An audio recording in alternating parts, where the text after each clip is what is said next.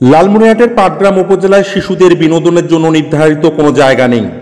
শিশুদের মননশীলতা বিকাশে সুযোগ সুবিধা না থাকায় ক্ষোভ জানিয়েছেন অভিভাবকেরা।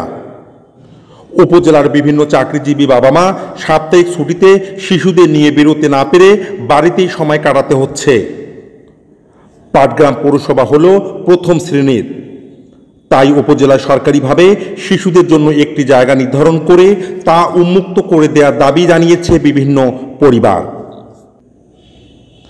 জানা গেছে, দেশের বিভিন্ন উপজেলায় জনপ্রতিনিধি ও প্রশাসনের উদ্যোগে ছোট্ট শিশুদের বিনোদন ও মেধা বিকাশে নির্দিষ্ট শিশু উদ্যান বা পার্ক নির্মাণ করা হয়।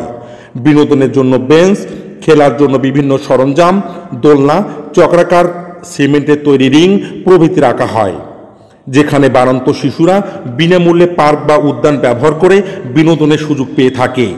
কিন্তু পাটগ্রাম উপজেলায় এ ধরনের কোনো স্থাপনা বা পার্ক গড়ে ওঠেনি।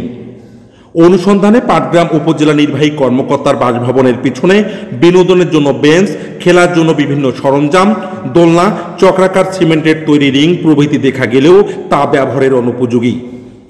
একাধিক অভিভাবক বলেন, পাটগ্রাম উপজেলায় শিশুদের বিনোদনের জন্য কোনো স্থান বা জায়গা নেই।